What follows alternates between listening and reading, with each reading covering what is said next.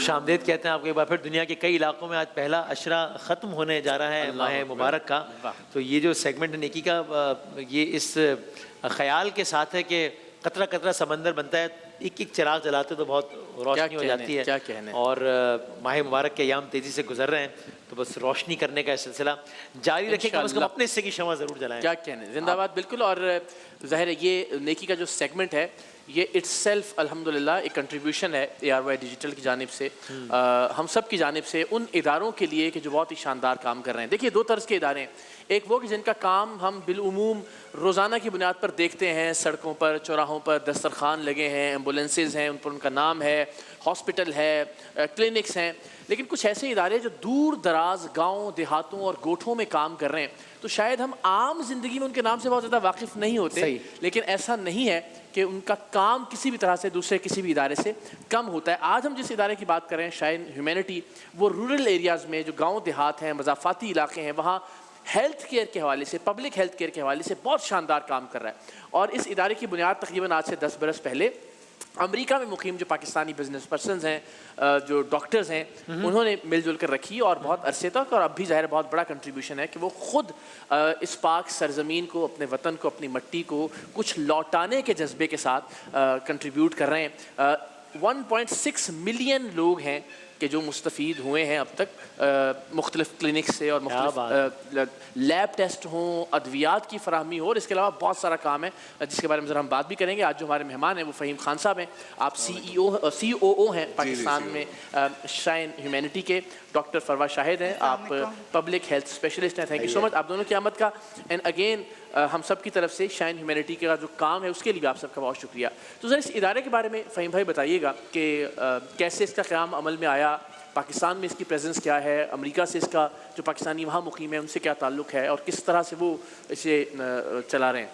जी इकरार भाई, दरअसल 2005 का जब अर्थक्वेक आया था पाकिस्तान में, तो उसमें हमारे जो फाउंडर हैं डॉक्टर सलमान नकवी, वो आए थे, इज़ अ चेस्ट पल्मोनोलॉजिस्ट हैं, और अनफॉर्चुनेटली उनके हाथ में एक 2 साल बच्चे ने दम तोड़ दिया था, तो उससे वो बड़े अफेक्ट हुए थे। और एक चीज़ जो उनके दिमाग में बड़ी अरसे से घूम रही थी कि वो सिंध मेडिकल कॉलेज के ग्रेजुएट थे। 300 रुपये साल की फ़ीस गवर्नमेंट देकर माशाल्लाह से वो इतने बड़े ओहदे में थे कैलिफोर्निया में, कि वो कह रहे कि मैं इतना कमाता हूँ, मैं चाहता हूँ कि मैं कुछ अपने मुल्क को वापस दूँ।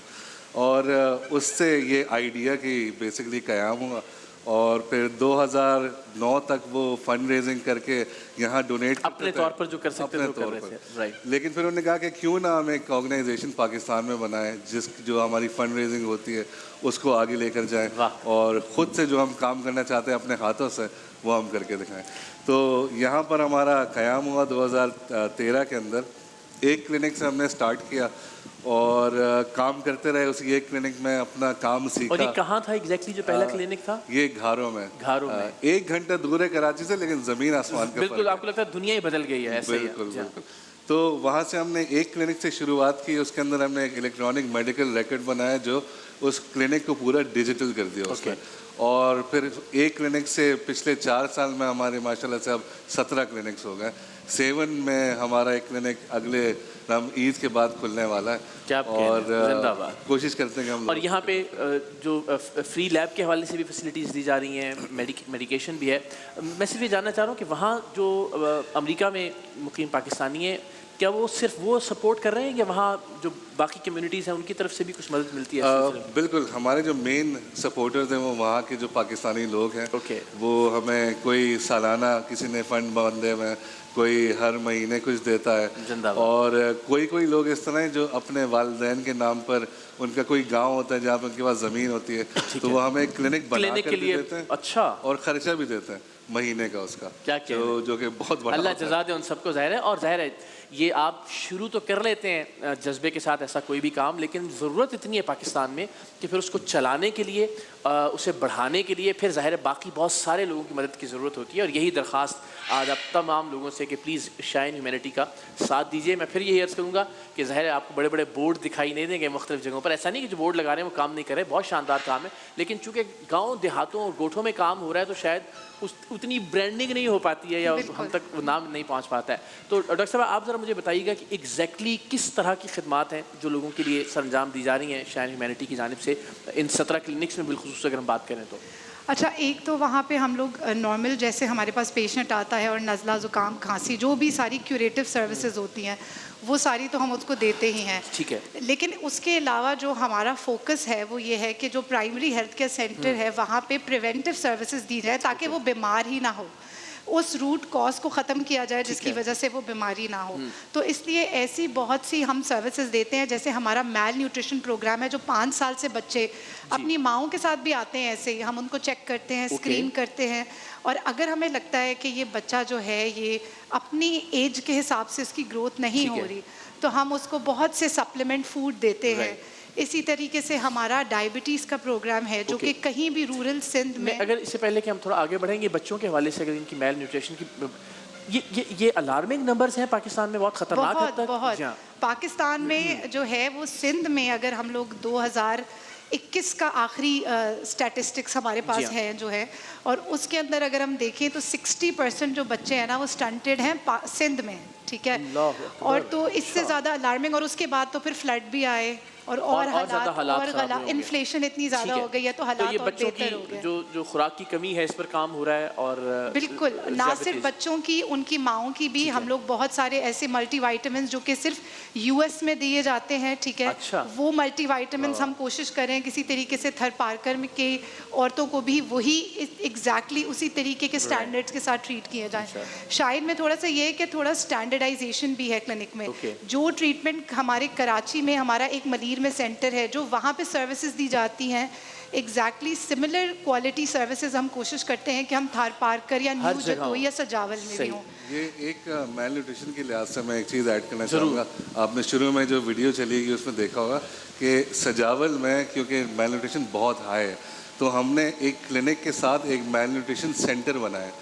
वो क्लिनिक से जुदा है, अच्छा, लेकिन उसमें सिर्फ मेल न्यूट्रिशन को ही देखा जाता है, और वहाँ पे जितने भी इलाके के स्कूल हैं, जितने इलाके के जो जहाँ बच्चे हमें नज़र आते हैं वहाँ से कम्युनिटी आउटरीच के। तो ये बड़ी हैरानकुन बात है कि हम जब अपने बच्चों की बात करें, और आज इफ्तारी की मिसाल ही ले लें, तो क्या क्या नेमत है जो हमारे दस्तरखान पर नहीं होगी।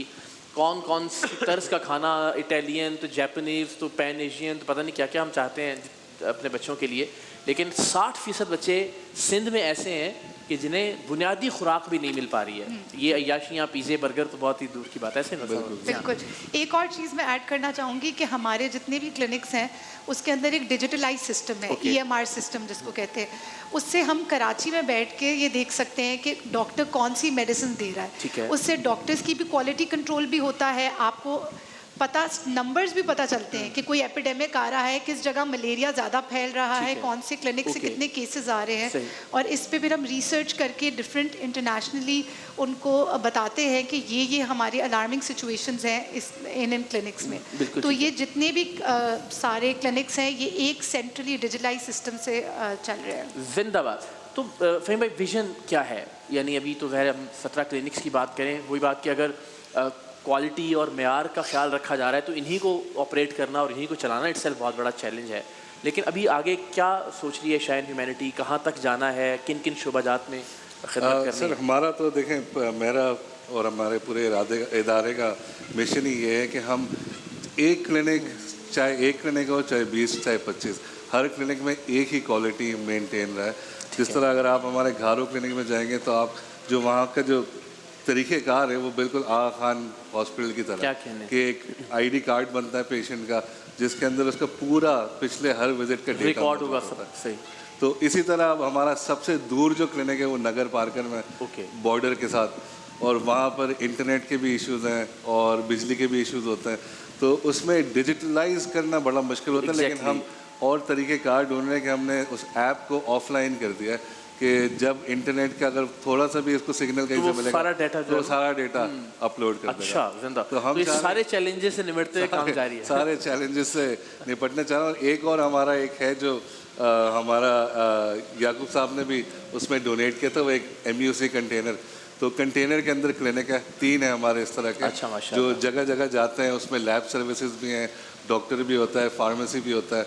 और अब क्योंकि वहाँ के लोगों का दांतों का बड़ा इशू होता है, गंदा पानी इस्तेमाल करके, वो बाकी जो नशे के गुटखे वगैरह खा के, तो एक कंटेनर को हम उसके अंदर हम एक डेंटल क्लिनिक खोल रहे हैं। तो वो हमारा कंटेनर जो होगा वो हमारे हर क्लिनिक एक हफ्ता रुका करेगा और वहाँ के जितने भी लोगों को दांतों के डॉक्टर की ज़रूरत है तो वो बिल्कुल ठीक है। ये तो डॉक्टर फवा, ये ज़ाहिर है वो चैलेंजेस हैं जो ऑर्गेनाइजेशन की सतह पर हैं। ग्राउंड पर मुझे ज़रा बताइएगा क्या क्या प्रॉब्लम्स हैं, क्या क्या चैलेंजेस हैं और किस तरह से उनसे निपट रहे हैं आप लोग? अच्छा, एक ये चीज़ भी हमने बड़ी एक इनिशिएटिव लिया कि हम लोगों ने जहाँ जहाँ भी हमारे क्लिनिक है वहाँ पे हम लोग वहीं की औरतों को हायर करते हैं एज अ कम्युनिटी एडवोकेट और कम्युनिटी हेल्थ वर्कर। और फिर वो उस इलाके के लोगों की, औरतों के, फैमिलीज़ के मसले बताती हैं। ठीक है, तो वो एक तरीके से एज अ ब्रिज काम करती है हमारे और उस कम्युनिटी के बीच में। बिकॉज हर कम्युनिटी के अपने मसले मसाइल होते हैं, चैलेंजेस होते हैं, कहीं पे उतने फैमिली प्लानिंग इश्यूज होते हैं इस तरीके से। तो फिर उस तरीके से टेलर्ड प्रोग्राम्स हम बनाते हैं उन क्लिनिक्स के लिए। तो ग्राउंड रियलिटी सबसे पहले तो ये है कि आपको एक्सेस करना, एक जगह पे काम करना, आपको और वहाँ के लोकल जितने भी डायनामिक्स को जी उनके साथ क्या करना। अगर हम कैंप भी करने जाते हैं या हम तो उनको होता है कि बस ये थोड़े दिनों के लिए आए फिर चले जाएंगे।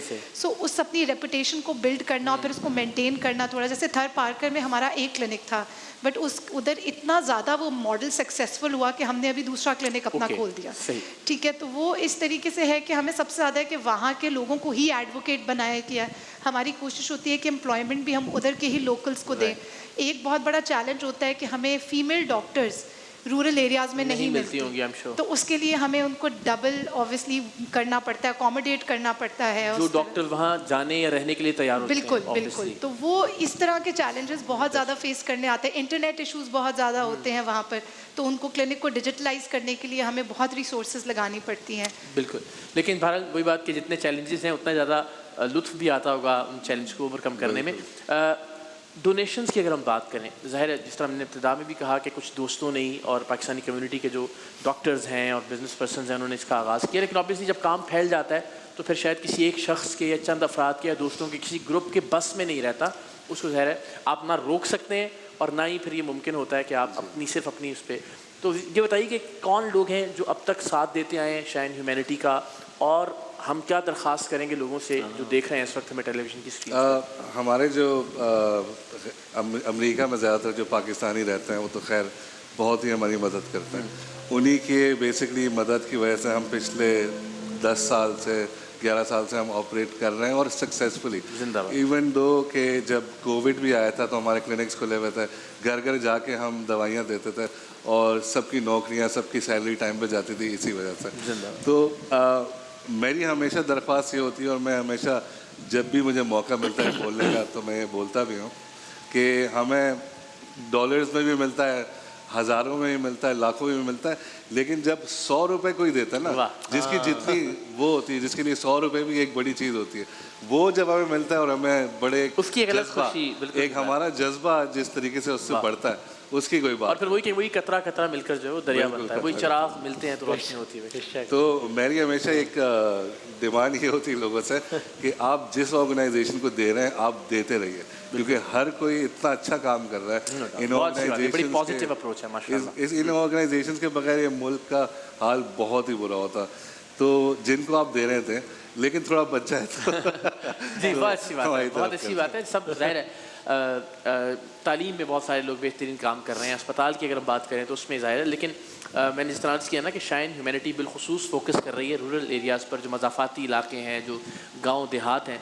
तो ज़रूर कोशिश कीजिए। एंड अगेन इसकी बुनियाद ही बहुत ही खुलूस नीयत से कुछ लोगों ने रखी है अपनी मदद आपके तहत, और वो बजाय इसके कि ज़ाहिर से खुदा न खास्ता कुछ कमा रहे हो तो ज़ाहिर खुद अपना कंट्रीब्यूशन दे रहे हैं, लेकिन चूँकि अब ये मामला बढ़ रहा है, ये नेटवर्क बढ़ रहा है, तो इससे ज़ाहिर है आप सबकी मदद की ज़रूरत है। तो आप सबसे ये दरख्वास्त है कि प्लीज़ आगे ये स्क्रीन पर शाइन ह्यूमैनिटी की जो कॉन्टैक्ट डिटेल्स हैं वो भी आ रही हैं, बैंक अकाउंट भी और बाकी तमाम तफसीलात भी। आप कुछ पूछना चाहें, आप कुछ सवाल करना चाहें, आप कुछ मज़ीद मालूमात शाइन ह्यूमैनिटी के हवाले से लेना चाहें तो ज़रूर आप रब्ता कीजिए। बिल्कुल जनाब। ज़बरदस्त है। एज द नेम सजेस्ट किए तो नाम ही शाइन यूनिवर्सिटी का, शाइन और के नाम से है ये सारे का सारा मामला। तो रोशनी जिस चिराग की कार में बात कर रहे हैं शुरू से, और हम जिस थीम को लेके चल रहे हैं, तो ये तो नाम ही सवाल से सब अपनी, इस तरह उन्होंने कहा कि बड़े से बड़ा कोई चेक है उसकी अपनी एक वैल्यू होती है, लेकिन अगर कोई वो एक कोई बंदा 100 रुपये दे रहा होता है तो वो झलक रहा होता है कि वो किस दिल से और किस और वो उससे इनके जज्बे भी बुलंदियों पे पहुंच जाते हैं, हेल्प मिलता है। सो आप मतलब कोई ये सोच के ना रुक जाए कि मेरे इतने से कंट्रीब्यूट करने से क्या फ़र्क पड़ जाएगा क्या नहीं, तो ज़रूर अपने हिस्से की शम्मा जलाइए और बात मजबूत कीजिए इंशाल्लाह। बहुत शुक्रिया तशरीफ़ आवरी का, बहुत सारी तालियां रुखसत करेंगे अपने मेहमानों को। क्या बात, ब्रेक के बाद दोबारा आ जाएंगे।